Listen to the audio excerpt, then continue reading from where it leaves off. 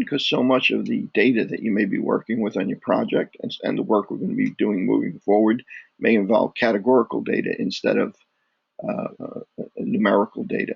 Okay, so I'm going to work out a quick example here. Let's say that we just had Thanksgiving. Let's say you have a really big family. Maybe you had 50 people, friends and family. You had 50 people over for Thanksgiving dinner. And gee, you say to yourself, okay, a lot of people ate a lot of different things, right? You had sweet potatoes, you had the onions, you had the creamed onions, you had the turkey, you had all kinds of different things. So now let's say that on Friday morning, a lot of people just weren't feeling very well. A lot of times that happens anyway, even if there's nothing wrong with the food, just eat too much of it. But occasionally, maybe Aunt Gladys leaves the apple pie out too long, or something happens to the maybe part of the turkey didn't get cooked quite enough. But you really want to investigate. Gee, perhaps there is a problem here. Perhaps there is one of the foods that we had caused some illness. In fact, you might do an analysis like this. We're doing kind of like a mock-up, but you might do an analysis like this to determine at Chipotle which particular ingredient might be causing the illness, the outbreak, the E. coli outbreak that they're experiencing right now in a few states. Okay, so let's say we have a situation where we have 50 people in our family come over for dinner. Okay, and we know that out of those 50 people, say 20 people got sick or claim to have gotten sick. See, now this is another problem. Chipotle announces, gee, we think we might have it, or it gets into the paper that there are a few cases of E. coli at Chipotle's and so on and so forth. A lot of other people may report symptoms that may be unrelated. They might have the flu, they might have some other, stomach virus or something like that. They might have some other issue, but they still feel sick. So it can get a little confusing. 20 people on Friday say they got sick. We're not sure all of them got sick because of the food, but we suspect that most of them probably did because so many were feeling poorly a day later. Okay, so let's see how we might organize. That means 30 people feel okay. Okay, so now let's look at the different ingredients that we had. And I'm going to organize this in a crosstab. You remember when we were working with diagnostic tests? It was very easy to organize data. A good way to organize data was in a table, 2x2 table, in fact. And a 2x2 table is going to help for us right here as well. First of all, the result of the problem that we had was that people got sick or they didn't get sick. So sick or not sick. Let's put that in the columns. A lot of times we put the outcome, whether or not a person was sick or not, in the columns rather than in the rows. And sick or not sick. You sit down. Let's say to ourselves, the food that we suspect that caused the problem, we think it was in the coleslaw. Right? That's a possibility. Let's check the coleslaw. So I'm going to, in the rows, put the exposure on the top row. In other words, ate the coleslaw. And on the bottom row, people that were not exposed did not eat the coleslaw. Okay, so let's say that at the party, 30 people ate the coleslaw. 20 people didn't eat the coleslaw. Of the 30 people that ate the coleslaw, we count them up and we realize, gee, 12 of those people were feeling ill. Okay. And of the 20 people that didn't eat the coleslaw, let's say we had a total of 20 people that felt sick. So that must be 8, right? For a total of 20 people that felt sick after the party. So that means 12 ate the coleslaw. So that would suggest that maybe I need to change this ratio a little bit. Let's see, this is 1.5. I'm going to change this. I'm going to make this 15 felt sick and 5 didn't feel sick. Okay, and that would leave 15 people that ate the coleslaw that felt just fine, and that would leave 15. And that would leave 15 people that didn't eat the coleslaw. That felt just fine. So 30 people that felt okay, just that checks out. 20 people that felt sick, and this happens to be the way it broke down. Now we say to ourselves, gee, what is the risk? If you ate the coleslaw, what was your risk of feeling sick? Well, your risk is equal to let's see, 15 people out of 30 felt sick. So your risk of feeling sick is 15 out of 30, or about 50%, 0.50. That's the proportion of people that ate the coleslaw and felt sick. Okay, well, what's your risk if you don't eat the coleslaw? If you don't eat the coleslaw, your risk was 5 out of 20 people that ate the coleslaw. So your risk there is going to be 0.25, right? So now you could also call this something else. You could call this the rate instead of the risk, the rate at which people became sick, or you could call it the risk, right? So a lot of people in statistics or epidemiology call it the risk because if it's an exposure, particularly exposure to smoking, exposure to some carcinogen or something like that. Okay, so the rate at which people, or the risk that people had when they ate the coleslaw was 50%, and when they didn't eat the coleslaw was 25%. Now, this can get a little bit tricky, right? I mean, it could just be that it's some other thing, maybe like some other element in the meal that was involved, or maybe just chance. There was something complete, maybe had nothing to do with the dinner at all, but by chance, more of the people that ate the coleslaw got sick than didn't eat the coleslaw got sick. Okay, so we want to know whether or not the probability that you got that the coleslaw is the cause of the illness, whether or not I can say with 95% certainty that the coleslaw was associated with getting sick, or was this just out due to chance? Okay, and I'm going to propose a null hypothesis, and then null hypothesis, I'm going to put it in terms of words. H null. Then null hypothesis is going to be, let me just check my sound here. Then null hypothesis is going to be that there is no association between eating the coleslaw uh, and getting sick. My alternative hypothesis is that there is an association.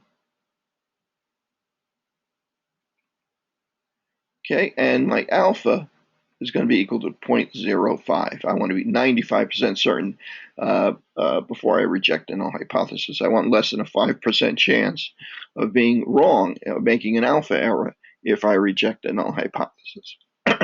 Okay, so this is pretty interesting. So now there's another way you could look at this, and that is you could say to yourself, gee, the risk of getting sick if you ate the coleslaw is 50%. The risk of getting sick if you didn't eat the coleslaw is 25%. I can describe that another way. I can call that something called the relative risk, right? I could say, oh, let's put 50% over 25%, and the relative risk comes out to be 2. You're twice as likely to get sick if you ate the coleslaw versus if you didn't get the coleslaw. That's kind of a handy way to describe this because it gives you a number where you can relate the risk of the exposure to not being exposed. There's another way that we might look at this as well, and that is odds. Okay, now odds work a little bit differently than risk because in odds, what we're saying is well, if 30 people ate coleslaw, what's the odds that they got sick or that they didn't get sick? So in that case, the odds are calculated a little bit differently. The odds are the number of people got sick over the number of people that didn't get sick. So if you go to a horse race, and the odds are 4-1, right? That means that if the race is run 5 times, that that they're saying 1 time the horse will win, 4 times the horses will lose.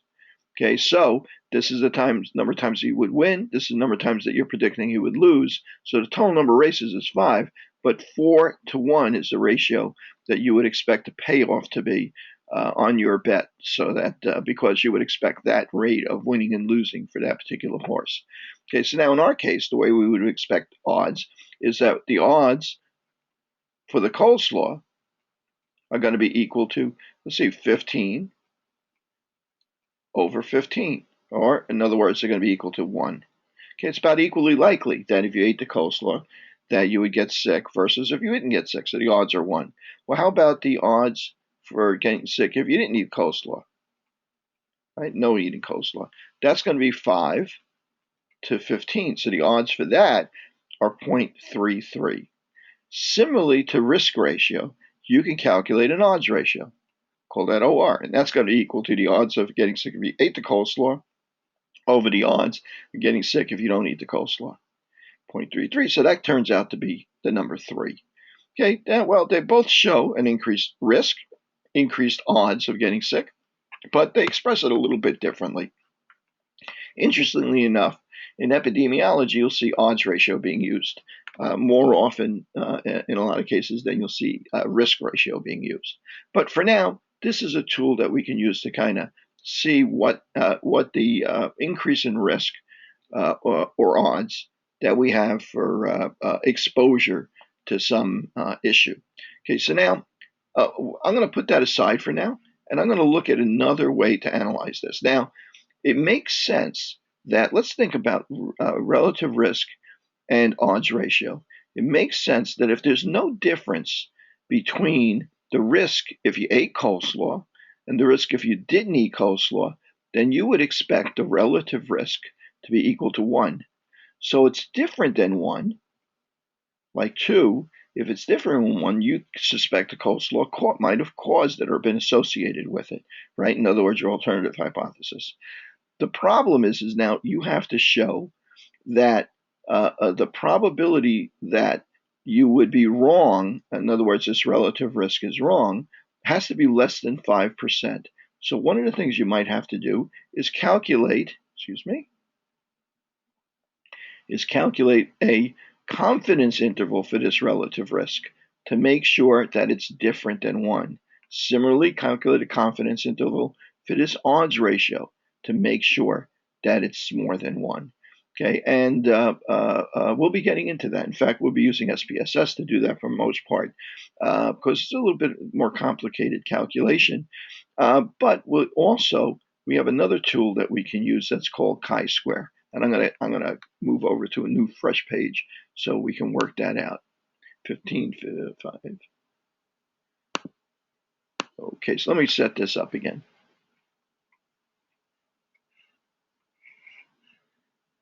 Okay, we're going to be going over this in lots of detail on Monday in the lecture, Monday, and I guess this Monday and next Monday possibly in the lecture. So don't feel you have to understand all of this quite yet.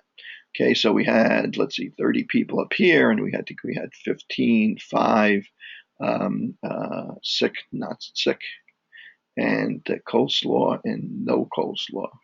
And I think we had 15 in here, and we have 15 here. Okay, so now let's take a look at this. 20 people got sick, 30 people didn't get sick.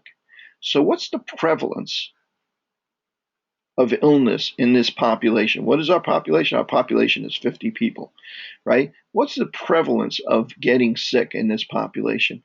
Well, 20 people out of 50 got sick, so our prevalence is 20 out of 50.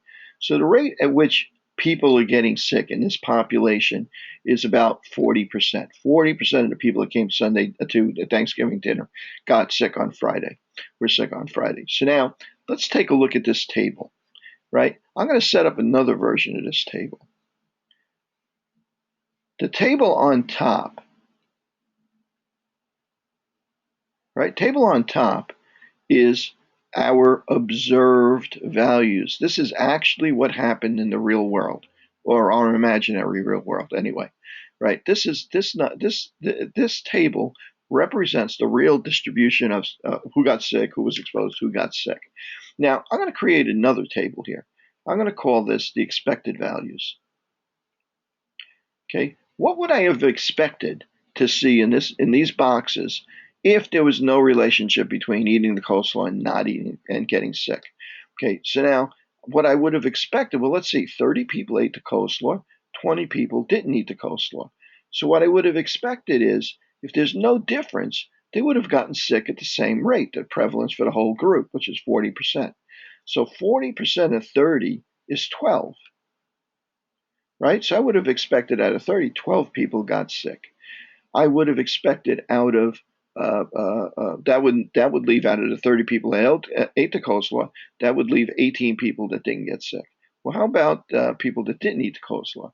Well, I would have expected that 40% of them would have gotten sick. There were 20 of them, so 40% of them is 8, right? And that would leave 12 people that didn't get sick within that group. All right, so we still have 20 people got sick. We still have 30 people didn't get sick. But this is the rate that we would have expected if everybody was getting. This would be the expected distribution if everybody got sick at the same rate. So now there's differences between our observed values and our expected values. Now we're going to use a function called chi-square, okay, to determine whether or not there's a real difference that's not due to chance. If the difference between the observed values and the expected values, if we can say that they are not due to chance, okay. And the way we're going to create that chi-square value is we're going to take the difference between each one of these boxes. We expected 12, we got 15, so we're going to take 15 minus 12, and we're going to add it to the difference in the next box. 15 minus 18, that's minus 3. Okay, 5 minus 8, I'm going to add that. Let me bring this over to the side here. I'm going to add this. I'm going to add to that. I'm going to add 5 minus 8 is 3, or minus 3. And I'm going to add 15 minus 12 is plus 3. Right, so these all happen to come out 3 in this particular analysis. Won't be like that all the time, of course.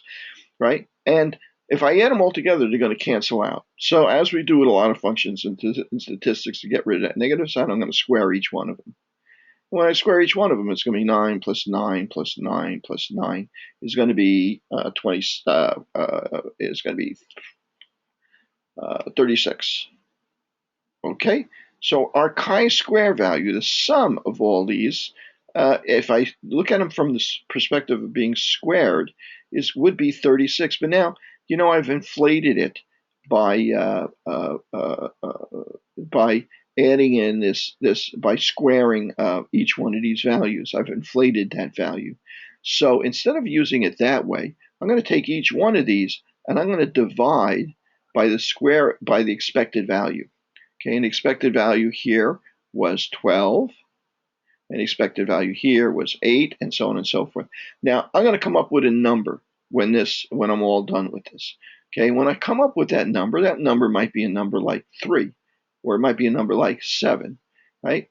The size of that number is going to be determined by the size of the differences between each pair of these boxes, the observed values and the expected values for each group within this array. Okay, so the bigger the differences are, the bigger my chi-square value is going to be. Similarly, you would say to yourself, the bigger the differences are, the less likely it is that the difference is due to chance rather than a real association between the coleslaw and becoming sick. So the bigger the chi-square value is, the more likely it is that we can reject the null hypothesis and accept the alternative hypothesis. How do we decide whether the chi-square is big enough? Just like many other functions that we've been working with, we have a table where we can look up based on the degrees of freedom, and not surprisingly, the degrees of freedom is based on the number of columns and the number of rows. Based on the number of columns and the number of rows, for those number of degrees of freedom, we can find a critical value for chi-square. That's symbol for chi-square. Okay, we find a critical value. And if our calculated value exceeds the critical value, we can reject the null hypothesis at whatever level we want. It's one critical value for 0.05, one critical value for alpha is equal to 0.01, and so on. Okay, so Monday we're going to be going through this. So we have a couple of ways to look at categorical data. Remember, this is categorical data, right? Illness, yes or no. Did you sick or not sick? Did you have diabetes or you not have diabetes? Exposure, did you eat the coleslaw? Did you not eat the coleslaw? Do you smoke? Not smoke? Did you drink? Did you not drink? And so on and so forth, right? Categorical variables are all over for instance, all over the community health survey. that we were working with. I'm going to show you a quick look at the community health survey now. Unfortunately, I don't have a running, well, nope, see, I can't run SPSS on this machine, unfortunately, and I'm struggling to get it reinstalled, but nope, I don't need to save that. Okay, so let's take a look at this. Okay, so now the community health survey, and you guys remember how you got to that. I'm going to open up at Safari. I'm going to do a quick search. New York City EpiQuery.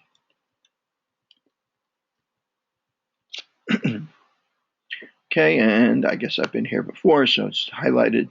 Okay, let's take a look at this. New York City Community Health Survey, 2002 to 2013. I'm going to click on that.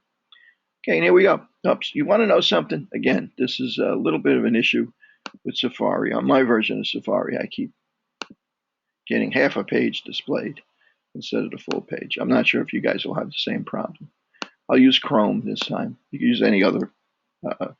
I think Firefox or Chrome will both work. Here we go. Now we're getting the whole thing. Okay, there's a couple of ways I could use this. One way I could use the community health survey is that I can go in here and I can say, let's see, maybe I'm interested in whether a person has a diagnosis of asthma. So I'm going to click on that and I'm going to tell it I want to go ahead and submit that and get the results of the community health survey for asthma. I kind of went past that little selection there for age adjusted or not age adjusted. We'll talk about that as we go forward. You can click on there and it'll give you an explanation for age adjusted or not age adjusted. Okay, so here we go. 11%. The question was, have you ever been told by a doctor or nurse that you have asthma?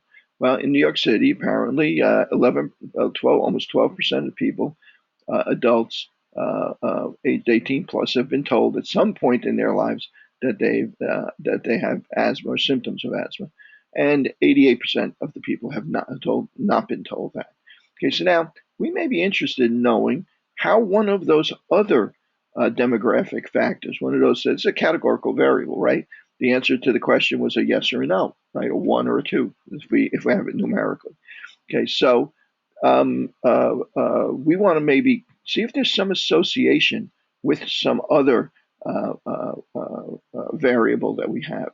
Okay, and let's see, for instance, right now it's already there. I could do it by ethnic group, by marital status. Let's do it by gender. Let's see if there's a difference in the rate of asthma by gender. So the exposure is gender. We have two choices. We have male or female, and the outcome is also a categorical variable, asthma yes or asthma no. Okay, so I'm going to click submit. Let's see what it winds up giving us. I'm going to look past the tables here, look past the bar graphs here, down here, and say, oh, well, look at this. If you're male, you've been diagnosed 9% of the time. You've been told you have asthma. 9% of males have been told they have asthma, versus females, you have almost 14%. Right? So look at this. This is our crosstabs. In the rows, we have gender, male and female. In this case, male is the exposure. And in the columns, we have whether or not the outcome is a disease, yes or no. Okay, in this case, the disease been diagnosed or not diagnosed. Okay, so for males, right, what would be the risk of having asthma? Well, in fact, it tells you right away 9% is your risk, 0.09 is your risk, right? In other words, 270,000 over 2,686,000. Okay, what's your risk for females? 474 over 2946, and so on. So, and that comes out to 13.9%. So, what would be your relative risk? Well, your relative risk would be 0.09 divided by 0.139, which I'm going to take a wild guess and say that's somewhere around 70%, 0.70. Okay, so what is that? Wait a second. We suspect, we would expect that there's no difference. They'd have it at the same rate, and the relative risk would be 1. And in this case, it came out to be 0.7, right? So that means males are diagnosed with asthma at a lower rate than females are, right? In fact, 70% is the relative rate. And so it's 70%. Let's see. What does that mean, 0.7? Remember before you had a relative risk of 2, you're twice as likely. Well, in fact, being male, the reason why it's less than 1 is because apparently being male is protective. You're less likely to have asthma than if you're female, or be diagnosed with it. It doesn't mean you're less likely to have it, less likely to be diagnosed, right? That was really what the question was. Okay, now that's relative risk. What about odds ratio? Well, odds ratio would be 270 over. I'm sorry, I misspoke when I said relative risk was 270 over 280. That's our odds would have been 270 over 2,886,000, right? Okay, our risk, that 9%, comes from 270,000 over the sum of 270 and 2,686,000. You can actually confirm that if you want to do the addition yourself. I'm spinning through this pretty quickly. So our odds would be this over this, this over this, and our odds ratio would be that our odds for males, which we don't have, the 9% is the risk. Odds for the males over odds for the females, and that would give us our odds ratio. And again, we would then have to figure out what the confidence interval is. So we're going to get to that when we start working with SPSS on Monday night. Okay, so you have data that you can extract this way. You can also get data from the community health survey another way. You can actually download versions of this. That's interesting. I went backwards with am I in Chrome now? Yeah, I went backwards with Chrome. I had the same problem I had before. Let's see. Interesting, eh? Must be me.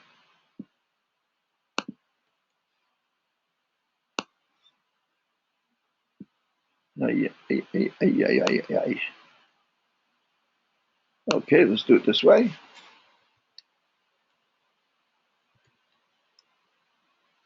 New York City Community Health Survey. Let's see if I can't find it that way. Nope. There we go. Okay, let's see. Methodology, EpiQuery. Let's see if I can't. Here we go. Public use data sets.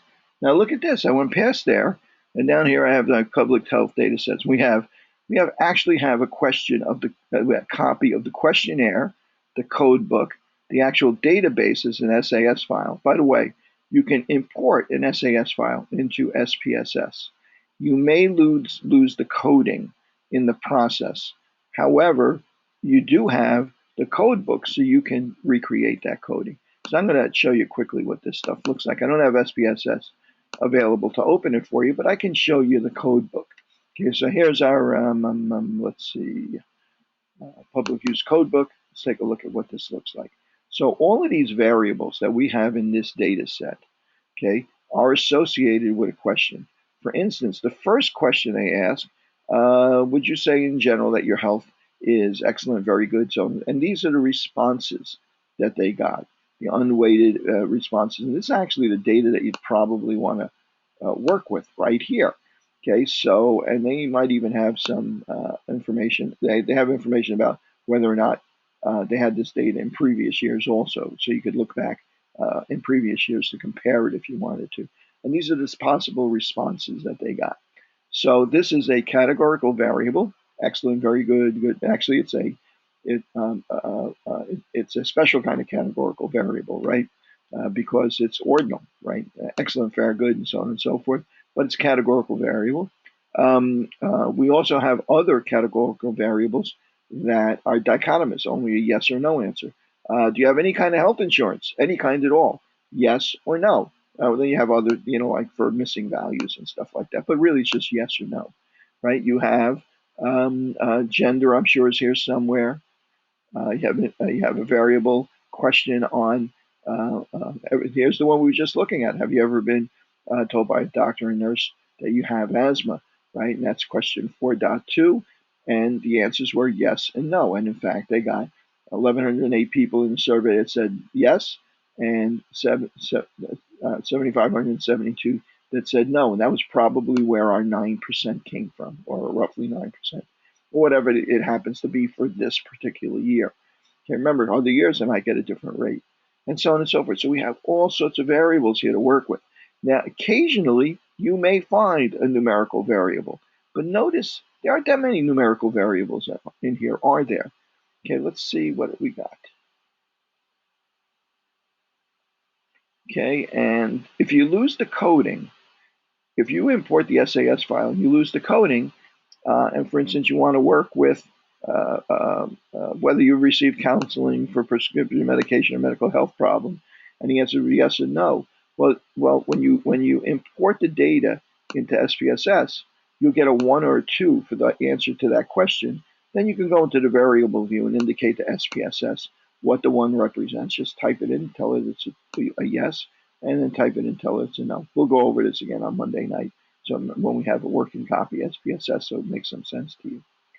Okay, so, and you have so many of these, right? So now let's see, let's see if I can't find let's see if I can't find a numerical variable. Let's see, weight.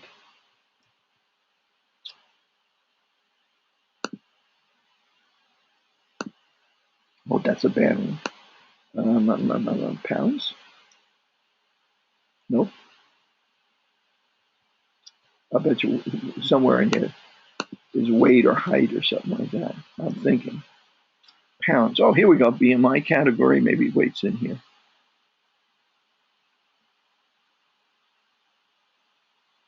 No, nope, don't see it. Well, we got BMI. That's a number, right? So BMI is, oh, well, unfortunately, how tall are you? Here we go. Height. Well, again, about how much do you weigh? Oh, that looks like it's numerical. Here we go. Person weight is a numerical variable. Question is about how much do you weigh without shoes? And the variable name there is demog127. It's question number 7.16. And the range of values, they got 848,436 people that told them their weight, 262 didn't tell them their weight. But the weights were from 51 pounds to 524 pounds. So out of these 8,400 people, the lightest was 51, the heaviest was 524, and then the rest of them presumably would be normally distributed or close to normally distributed, somewhere in between. In fact, maybe not normally distributed, but you would be able to test that, wouldn't you? And you could use that numerical variable. You could analyze that as a numerical variable. So if you wanted to compare the weights of males to females, for instance, which probably is not a very interesting study, right? If you want to compare them, you know already females going to have a lower average weight. If you want to compare the average weight of the females in the New York City population to males in the New York City population, you might analyze this by breaking this up into two groups, by male or female, which you know gender is going to be here somewhere, and determining the average weight for males and females, and doing a t-test to determine whether the weights are different with enough certainty to have less than 5% chance of an alpha error if you reject a null hypothesis. Similarly, you might want to compare the weights of different ethnic groups, let's say. For instance, another study probably doesn't really make a lot of sense, but let's say you might want to do that. Okay, now maybe there are 6 ethnic groups listed here. So you'll wind up with an average weight for each of the 6 ethnic groups, and you'll want to compare the averages to each of the other groups. Well, in that case, you're trying to compare compare 6 means. So instead of a t-test, you would use the test that we just learned, analysis of variance, to determine whether there is a significant difference in the weights of any of the groups. And then if you wanted, in the case that you found a significant difference, then you would do a post hoc test to determine which of the groups are different from other groups, or at least statistically significant enough that you can reject the null hypothesis that they're the same. Okay, so you can go through all this data. Okay, and again, I will, after Monday's class, I'll post this and so you can get a look at it. Now, one of the problems we have here is that the enormity of this survey. Let's take a look at an idea of what this looks like. Let's see, maybe I can open that. Nope, can't open that.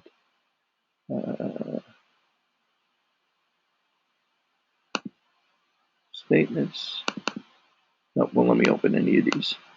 Okay, I thought maybe I could open them as a text file or something. Let's say that we're interested in working with this data. Okay, now, as I mentioned, for instance, I'll go back to the code book. we might not be, if we're looking at weights and asthma or something like that, or colonoscopy and something else, we may not be interested in all this other data, all these other variables. In fact, we can take this enormous file and we can trim it down so the only thing left is the variables that we want to work with. So we don't have all this other information that really is no use to us. For instance, if we're looking at asthma and smoking or something like that, or asthma and drinking, we don't necessarily need to know how many unaltered cats that a person has that they allow outdoors, right? So a lot of this data we can remove from the file, and I'll show you when we have the file open how you can delete the variables that you don't need, so you trim it down and make it a little bit more workable. Okay, and also how you can go through it and kind of select which ones you want to use. Okay, so long story short, one of the things that we're going to be working with going forward is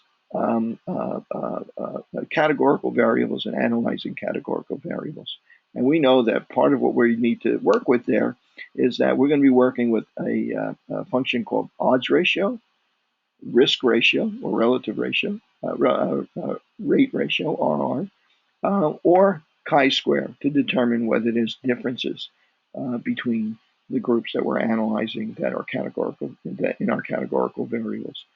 And a lot of the data that we're going to be working with, conceivably, whether it's data that you find yourself or data that we're offering to you, a lot of that data may be categorical. So you're going to have these tools to be able to work with them. And if you want to work with the community health survey, we have ways other than individually going in there and picking out comparisons of two groups using epiquery. We have other ways to actually get the raw data and import it into SPSS. So we'll go over that, and you get a much better look at this. In the meantime, if you want, you can go to the epiquery, New York City epiquery. You can scroll all the way down to the bottom where the actual community health survey data is located, and you can copy, you can download that file, that SAS file, which contains the actual data. It's going to be the biggest one, and it's going to be .SAS, and you can import that into your version of SPSS and see what you come up with, and see if you can experiment with a little bit with it, and just look at what it looks like. Look to see if it's been coded, if the coding is lost as you import it, which most likely will be, and so on and so forth. Take a look at how you can work with it, how you would open the code book, download and open the code book, so you can see how the questions are phrased, what the variable names are, how it's coded, perhaps even go into SPSS and play around a little with the coding, and start to get more comfortable with using SPSS.